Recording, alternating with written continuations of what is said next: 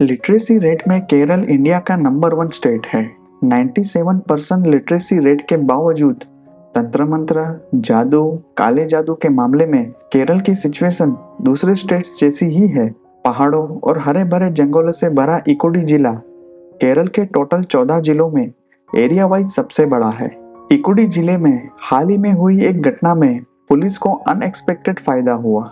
कटप्पन्ना गांव में ट्रक जैसे बड़े व्हीकल की मरम्मत के लिए पूरे तालुके में सबसे बड़ा गैरेज था। उस वर्कशॉप के गेट पर नाइट सिक्योरिटी गार्ड 4 दिन की छुट्टी पे गया था, इसलिए मालिक का बेटा अपनी बाइक लेकर हर रात 1 या 2 बार चक्कर लगाता था। 2 मार्च 2024 की रात को उसने दूर से देखा कि एक लड़का गेट के बाहर खड़ा होकर इधर उधर देख रहा है। यह देखकर वहां जाने की हिम्मत करने के बजाय थोड़ा आगे बढ़ गया और पुलिस को फोन कर दिया कि हमारे वर्कशॉप में चोर घुस आए हैं और लगता है कि एक आदमी उनकी देखभाल के लिए बाहर खड़ा है। पुलिस जीप देखकर लड़का भागने लगा, लेकिन पुलिस ने उसे पकड़ लिया। पुलिस को देखकर वर्कशॉप में घुसे दूसरे लड़के ने उछलकर भागने की कोशिश की। इसकी वजह से वो गिर गया और उसका पैर टूट गया। बाहर खड़े लड़के का नाम पुथिनपुराकल नीतीश है। पुलिस उसे पकड़कर तिरुमाड़े सब जेल ले गई। जिस चोर का पैर टूटा है उसका नाम नेल्ला निकल विष्णु है। पुलिस ने उसे कोट्टायम के गवर्नमेंट मेडिकल कॉलेज हॉस्पिटल में भर्ती कराया। अनएक्सपेक्टेड फॉर्म से पुलिस को दोनों को अलग अलग जगहों पर रखना पड़ा, जिसके कारण पूछताछ के दौरान पुलिस को उनके जवाबों में सिर्फ घर के पते के अलावा कई कॉन्ट्राडिक्शन मिले। दोनों ने घर का पता एक ही बताया। उन्होंने पुलिस को बताया कि वे कांचियार गांव के कुकर टुकड़ा इलाके में एक किराए के मकान में एक साथ रह रहे थे।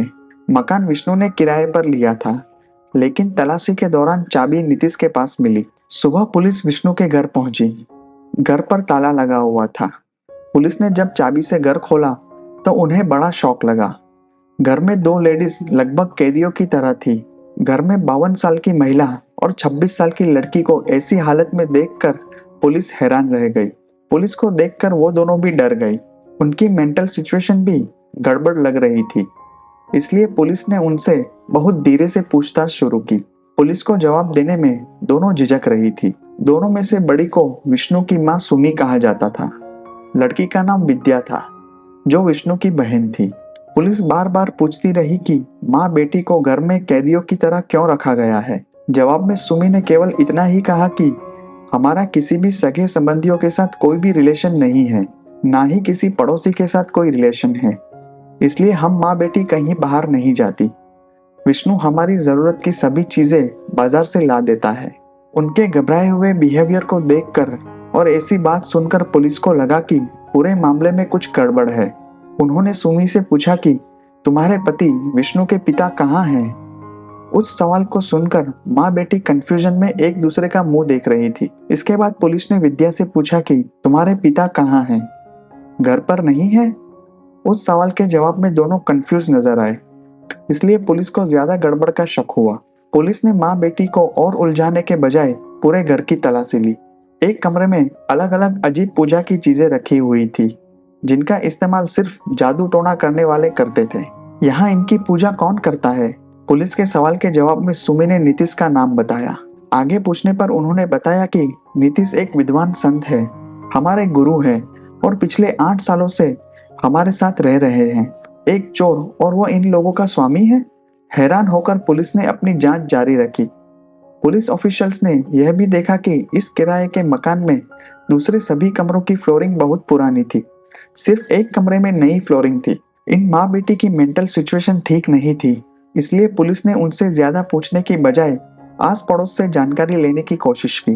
पुलिस कांचियार पंचायत सदस्य आर मनोहरन के पास गई और उनसे पूछताछ की। मनोहरन पुलिस को उस मकान मालिक के पास ले गए जिसने विष्णु को घर किराए पर दिया था। मकान मालिक ने चौंकाने वाली जानकारी दी। उन्होंने कहा कि मकान किराए पर लेते समय विष्णु ने कहा था कि मैं और मेरे पिता यहाँ रहने वाले हैं। मेरी माँ और बहन पुणे महाराष्ट्र में रहती है। हम लोगों ने विष्णु के पिता को इतने समय में कभी नहीं देखा। विष्णु और उसके दोस्तों के अलावा उस घर में किसी को भी आते जाते नहीं देखा गया। ऐसी अजीब जानकारी मिलने के बाद पुलिस ऑफिसर्स इस नतीजे पर पहुंचे कि कहानी विष्णु, उसकी माँ और उसकी बहन के इर्द गिर्द ही है। घर की चाबी भी नीतीश के पास मिली थी। इसलिए पुलिस को लगा कि तांत्रिक नीतीश इस परिवार में अजनबी बनकर आया था और इसने इन तीनों को अपने वश में कर लिया है और ये तीनों नीतीश के दबाव में जी रहे हैं। वैसे तो मामला चोरी का था, उसमें भी विष्णु चोरी करने के लिए वर्कशॉप में घुसा था, जबकि नीतीश बाहर खड़ा होकर निगरानी कर रहा था। हालांकि पुलिस की सिक्स सेंस अलर्ट थी। घर में माँ बेटी की इतनी खराब सिचुएशन, एक कमरे में नई फ्लोरिंग और पड़ोस से मिल रही अजीब जानकारी के कारण पुलिस ने तांत्रिक नीतीश और विष्णु का मुंह खुलवाने का फैसला किया। पुलिस की नजर में काले जादू के पुजारी नीतीश का कैरेक्टर ज्यादा रहस्यमय था, इसलिए पुलिस ने बिना रहम किए उससे सख्ती से पूछताछ शुरू कर दी। पुलिस ने चालाकी दिखाते हुए कहा कि विष्णु ने हमें सारी जानकारी दे दी है, इसलिए अगर तुम और ज्यादा पिटना नहीं चाहते हो तो तुम्हें बिना झूठ बोले कबूल करना होगा। पुलिस का यह दांव सक्सेस रहा। हड़बड़ाए नीतीश ने कबूल किया, जिसे सुनकर पुलिस ऑफिसर्स की आंखें चौड़ी हो गई। इसके बाद पुलिस ने उसी अंदाज में विष्णु को लपेट लिया। नीतीश ने जिस भयानक अपराध को कबूल किया, भोले विष्णु ने भी क्रॉस चेकिंग में सब कुछ कह दिया। इन दोनों चोरों का कबूलनामा सुनकर पुलिस दंग रह गई। 10 मार्च 2024 इकुड़ी जिला पुलिस चीफ ने एक प्रेस कॉन्फ्रेंस में अपराधियों को पेश किया और जर्नलिस्टों से कहा कि ये हमारा सौभाग्य है कि चोरी जैसे छोटे मोटे अपराधों में पकड़े गए इन दोनों लड़कों की पूछताछ से हत्या का एक नहीं बल्कि 2 मामले सुलझ गए हैं। इसके बाद उन्होंने जो कहानी बताई वो कुछ इस तरह थी। कटप्पन्ना गांव में रहने वाले एन.एम. विजयन फाइनेंशियली स्ट्रांग थे। उनकी पत्नी का नाम सुमी है। विजयन और सुमी के 2 बच्चे हैं। बेटी विद्या बड़ी है और बेटा विष्णु विद्या से 1 साल छोटा है। विद्या को बचपन से ही एक बीमारी थी। उसके बाएं हाथ में परेशानी थी। कोहनी से हाथ मोड़ने पर बेहद दर्द होता था। इसके लिए डॉक्टरों को भी दिखाया, लेकिन कोई फायदा नहीं हुआ। 2015 में जब विद्या 20 साल की हो गई तो विजयन और सुमी को चिंता होने लगी। उस समय उनको किसी ने बताया कि तांत्रिक नीतीश काले जादू को हटा सकता है। उसके पास जादुई शक्तियां हैं और वो आपकी बेटी को ठीक कर देगा। इस तरह नीतीश इस परिवार में शामिल हो गया। विद्या को देखकर नीतीश विजयन और सुमी से कहता है कि तुम खुश नसीब हो, इस लड़की में दिव्य शक्ति छुपी हुई है जो किसी और के पास नहीं है। मैं जो अनुष्ठान करूंगा उसके बाद उसकी छुपी हुई शक्तियां बाहर आ जाएंगी, जिससे आप करोड़ों में खेलोगे। इस तरह विजयन और सुमी को अपनी बातों में लेने के बाद नीतीश ने इस उपलब्धि को हासिल करने के लिए परिवार पर कड़ी शर्तें लगा दी। मुझे यह अनुष्ठान पूरा होने तक आपके घर में ही रहना होगा। आपको अपनी लाइफस्टाइल बदलनी होगी। इस विधि को गुप्त रखने के लिए आपको अपने सभी रिश्तेदारों से नाता तोड़ना होगा। आप कहीं जा नहीं सकते और किसी को भी हमारे घर में आने की परमिशन नहीं होगी। अगर मेरी शर्त मान ली जाए तो मैं अपनी पूरी ताकत से आपकी बेटी की जिंदगी बदल दूंगा। अपनी बेटी के उज्जवल भविष्य की आशा करते हुए विजयन और सुमी ने नीतीश की ये सभी शर्तें मान ली और नीतीश ने अपने कपड़े, पूजा और हवन का सामान लेकर उनके घर आ गया। नीतीश ने अपनी नकली पूजा और हवन से विद्या के माता पिता और भाई को पूरी तरह से अपने वश में कर लिया। वो अकेले में कमरे का दरवाजा बंद करके विद्या को मंत्रों का जाप करवाता था। इस घर में किसी भी रिश्तेदार या बाहरी इंसान को आने की इजाजत नहीं थी। सिर्फ विष्णु को नीतीश ने बाजार से घर का जरूरी सामान लाने के लिए घर से बाहर जाने की इजाजत दी थी। ऐसे ही 1 साल बीत गया। विद्या की हाथ की समस्या तो नहीं बदली, लेकिन उसके शरीर का आकार बदल गया और उसने अगस्त 2016 में नीतीश के बेटे को जन्म दिया। विजयन और सुमी इतने पागल हो गए थे कि ऐसा होने पर भी उनमें नीतीश के सामने एक अल्फाज बोलने की ताकत भी नहीं थी। सभी रिश्तेदारों से रिश्ता टूट गया था, इसलिए वो बेसहारा जैसी सिचुएशन में थे। एक कुंवारी बेटी इस तरह माँ बन गई तो सुमी की नींद उड़ गई। बच्चे के जन्म के 4 दिन बाद रात को नीतीश ने सभी को आदेश दिया कि मेरी पूजा में गांधर्व पूजा बहुत कठिन है और गांधर्व पूजा की मांग बहुत गंभीर है और गांधर्व को भोग नहीं दिया गया तो वो सब कुछ नष्ट कर देंगे। गांधर्व इस बच्चे की बलि मांग रहा है, इसलिए रात को 3 बजे विधि पूर्वक बच्चे की बलि देनी होगी। ऐसे फरमान के बाद उसने एक प्रैक्टिकल बात यह भी जोड़ दी कि आप कुंवारी बेटी के बच्चे को समाज के सामने कैसे ले जाएंगे।